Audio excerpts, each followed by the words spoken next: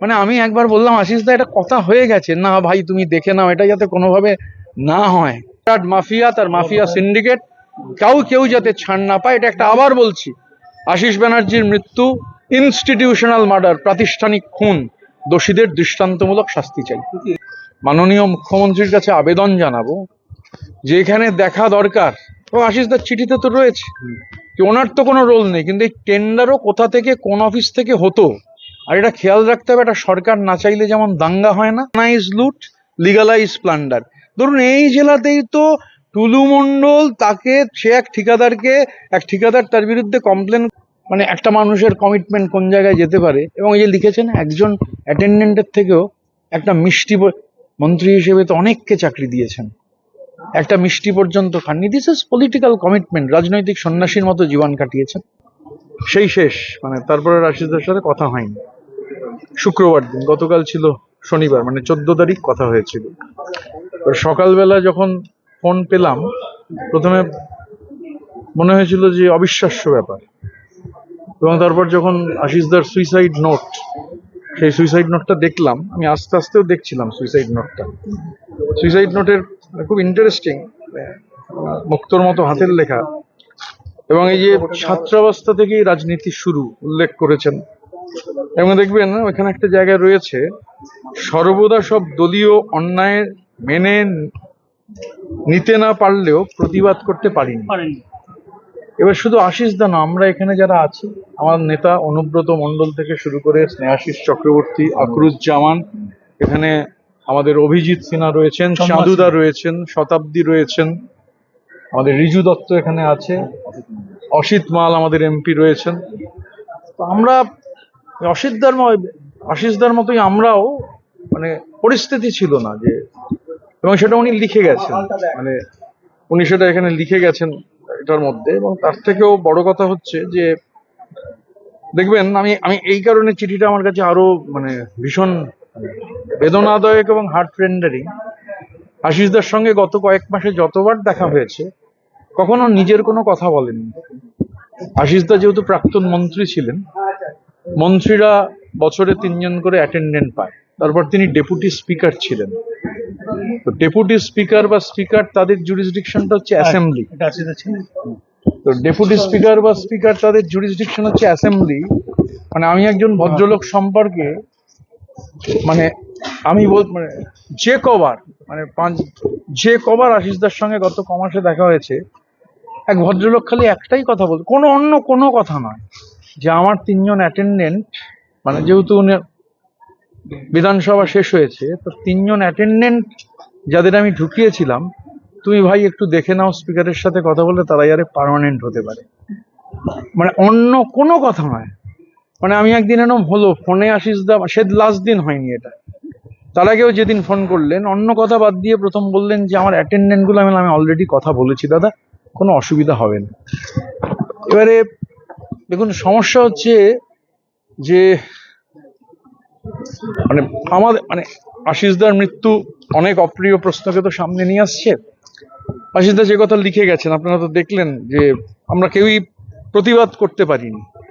আর এখন সমস্যাটা দাঁড়িয়েছে যে কিছু লোক, মানে তাদের যে, মানে আমি তো বলবো আশিস বন্দ্যোপাধ্যায়ের শহীদ প্রকৃতপক্ষে, কিছু লোক, মানে যা হয়েছে আমাদের রাজ্যে, যা বেরোচ্ছে, আমরা এর মধ্যে, রানাদা তো ডেলি, রানাদা, চাঁদুদা, এরা প্রতিদিন, কেষ্টদা যেদিন ছিলেন, আমরা সবাই, মানে এবং অনেক সিনিয়ররা ছিলেন। আশিসদা যেহেতু আমাদের সবার সিনিয়র এবং সর্বজন শ্রদ্ধেয়, দেখবেন সুইসাইড নোটে আছে বিনা পয়সায় ছাত্রদের পড়ানো, ক্লাস নেওয়া, স্পেশাল ক্লাস নেওয়া, এবং নিপাট ভদ্রলোক যাকে বলে। আমি সকালবেলা একটা টুইট করেছিলাম, জেন্টলম্যান পার এক্সেলেন্স।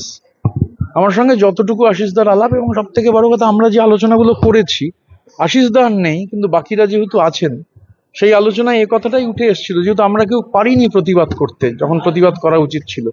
যদি বলেন সেই দায় আমাদের, আমরা পারিনি তো প্রতিবাদ করতে। এবার যখন প্রতিনিয়ত জিনিসপত্র বেরোচ্ছে, এবং এখন এটা পরিষ্কার যে যা হয়েছে সেটা একটা অর্গানাইজ লুট অ্যান্ড লিগালাইজ প্লান্ডার। দুর্নীতির কথা তিনি অর্গানাইজ লুট আর লিগালাইজ প্লান্ডার। এবার আশিস ব্যানার্জি তো তার সঙ্গে জড়িত নন, তাহলে এই অর্গানাইজ লুট আর লিগালাইজ প্লান্ডার এই জেলাতে একজন এই যার কথা এখন উঠছে যে টুলু নাকি, তো তার বিরুদ্ধে ঠিকাদার কমপ্লেন করেছে, চার্টার্ড মাফিয়ার সেক্রেটারি তাকে বলছে টুলুর বিরুদ্ধে লাফালাফি করবে না। গোটা রাজ্য জুড়ে বিভিন্ন যে জ্যামিতিক নকশা, কতিপয় লোক হচ্ছে অর্গানাইজ লুট আর লিগালাইজ প্লান্ডার চালিয়েছে, আর তার দায় দিতে হচ্ছে অগণিত, মানে আশিসদার মতো সর্বজন শ্রদ্ধেয় মানুষ, এরকম আরো অনেকে আছেন।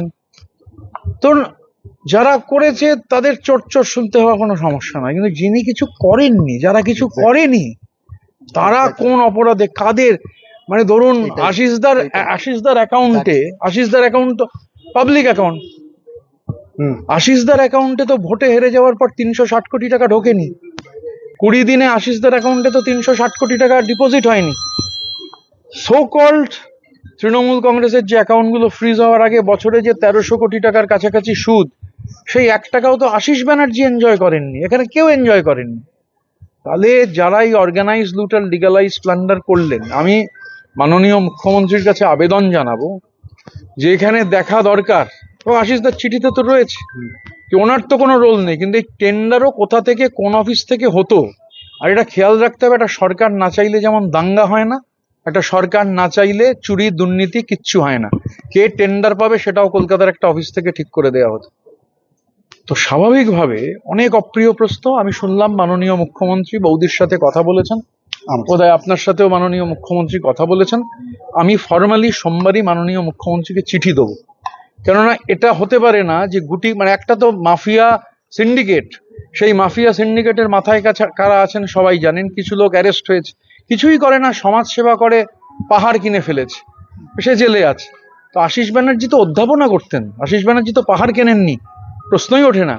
তাহলে এই মাফিয়া সিন্ডিকেটের যারা যুক্ত এবং তাদেরই জেলায় জেলায় যারা প্রতিনিধি, তাদের চিহ্নিত করে অবিলম্বে দৃষ্টান্তমূলক শাস্তি দিতে হবে। আমার কাছে আশিস বন্দ্যোপাধ্যায়, যে বললাম, যতটুকু মানে গত 3 মাসের আশিসদার সঙ্গে অসংখ্য ইন্টারাকশন, এবং একটা মানুষ কতটা উন্নত হলে কোনোদিন নিজের কোনো কথা নয়, শুধু ওই 3 জন অ্যাটেন্ডেন্টের কনফার্মেশনটা হবে, তো একটা লোকের ভেতরের মানে কতটা নিজের কোনো চাহিদা, মানে প্রতিবার, মানে আমি একবার বললাম আশিসদা এটা কথা হয়ে গেছে, না ভাই তুমি দেখে নাও, এটা যাতে কোনোভাবে না হয়, it's a commitment, this is politics, this is commitment. তো আমি এখনো বিশ্বাস হচ্ছে না আর কি, কিন্তু আমরা যেটা চাই, যে আমি আশিসদাকে শহীদ হিসাবেই মনে রাখবো। এই অর্গানাইজ লুট আর লিগালাইজ প্লান্ডারের যে মাফিয়া সিন্ডিকেট, সেই মাফিয়া সিন্ডিকেট যারা চালিয়েছেন, সেই সিন্ডিকেটে রাজনীতিবিদ আছেন, এক শ্রেণীর সাংবাদিক আছেন, আমলা আছেন, পুলিশ আছেন, আর ঠিকাদাররাও রয়েছে। এদের সবাইকে আইডেন্টিফাই করে দৃষ্টান্তমূলক শাস্তি দিতে হবে।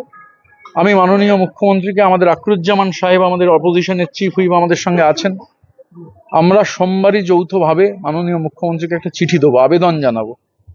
কেননা মানে সমাজ সেবা করে সে পাহাড় কিনবে, ওই কি পুষ্পা, তার 150 সম্পত্তি পাওয়া যাবে, কারুর অ্যাকাউন্টে 5ই মে থেকে ভোটে হারার পর 24শে মে অবধি 360 কোটি টাকা ডিপোজিটেড হবে। কেউ হচ্ছে পার্টির অ্যাকাউন্ট থেকে চার্টার্ড ফ্লাইট আর হেলিকপ্টার কিনবে, তারপর আবার যে কিনলো তাকে পার্টি থেকে টাকা দেবে, আবার তাকেই আবার ভাড়া দেবে। এই গোটা, এটা আমাদের তো ক্ষমতা নেই এটা খুঁজে বার করবার, এটা সরকার, তার যে এজেন্সি, তার যে কম্পিটেন্ট অথরিটি, তারা পারেন না। আশিসদা আমার মানে স্মৃতিতে চিরস্মরণীয় হয়ে থাকবেন, চির অম্লান হয়ে থাকবেন। আশিসদার স্মৃতি, মানে আমি ওই যে বললাম যে এক ভদ্রলোক আমাদের অপোজিশনের ঘরে ওই সবুজ রং, আশিসদার সোফায় বসতেন প্রতিদিনই, মানে কোনোদিনই আশিসদার সোফায় একটা কোনায় বসতেন, সোফায় কোনায় আশিসদার পাশে গিয়ে বসলেই ওই হাতটা ধরে একটাই কথা, আমার 3টে অ্যাটেন্ডেন্টের ভাই, মানে একটা মানুষের কমিটমেন্ট কোন জায়গায় যেতে পারে। এবং এই যে লিখেছেন, একজন অ্যাটেন্ডেন্টের থেকেও একটা মিষ্টি, মন্ত্রী হিসেবে তো অনেককে চাকরি দিয়েছেন, একটা মিষ্টি পর্যন্ত খাননি। দিস ইজ পলিটিক্যাল কমিটমেন্ট, রাজনৈতিক সন্ন্যাসীর মতো জীবন কাটিয়েছেন। সুতরাং কিছু মৃত্যু পাখির পালকের থেকেও হালকা হয়, আর কিছু মৃত্যু হিমালয়ের থেকেও। সুতরাং এই চার্টার্ড মাফিয়া, তার মাফিয়া সিন্ডিকেট, কেউ যাতে ছাড় না পায়, এটা একটা আবার বলছি, আশিস ব্যানার্জির মৃত্যু ইনস্টিটিউশনাল মার্ডার, প্রাতিষ্ঠানিক খুন, দোষীদের দৃষ্টান্তমূলক শাস্তি চাই। দেখুন, আমি তো হচ্ছে অথরিটি নই, কিন্তু প্রতিদিন যে ঘটনা ঘটছে, ধরুন আমরা দেখছি আর কি, যে ভোটে হেরে যাওয়ার পর 5 তারিখ থেকে ভাবা যায় একটা অ্যাকাউন্টে 360 কোটি টাকা ঢুকেছে 20 দিনের মধ্যে। এবং যে ধরনের দুর্নীতি সামনে আসছে, আমি তো বললাম, অর্গানাইজ লুট, লিগালাইজ প্লান্ডার। ধরুন এই জেলাতেই তো টুলু মণ্ডল, তাকে সে এক ঠিকাদার তার বিরুদ্ধে কমপ্লেন করেছে, ক্যামাক স্ট্রিট থেকে ফোন গেছে যে বাড়াবাড়ি করো না টুলুর বিরুদ্ধে। তাহলে এটা গোটা সবাই জানে যে গোটা রাজ্যের টেন্ডার কে বলে দিলে হতো, কারা বলে দিলে হতো। আমি তো এখন মনে করছি আমরা আলোচনা করব সবাই মিলে। আমরা যেমন মাননীয় মুখ্যমন্ত্রীকে জানাবো, পুলিশ প্রশাসনকেও আমরা এই ব্যাপারে পূর্ণাঙ্গ তদন্তের দাবি জানাবো। সিআইডির কাছে বা রাজ্য পুলিশের ডিজির কাছেও আমরা লিখিতভাবে এটা জানাবো।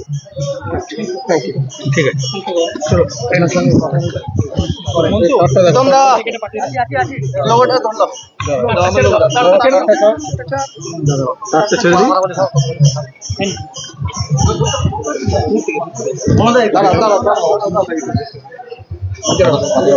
আমি প্রবলেম হচ্ছে 3:57 খুব ভালো গেলে 3:57 ফোন হয়েছে শুক্রবার।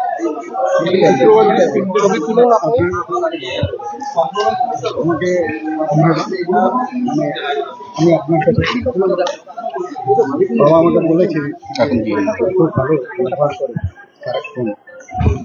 ব্যবহার করে তো লাভ হলো না কিছু। একবারও যদি সেদিন বুঝতে পারতাম, মানে সেদিন যদি একটা 12 মিনিট কথা হয়েছে আমরা তো বুঝতে পারিনি, এবং সেই 12 মিনিটে সেদিন বলেনি, ওই একই কথা 3-4 দিন।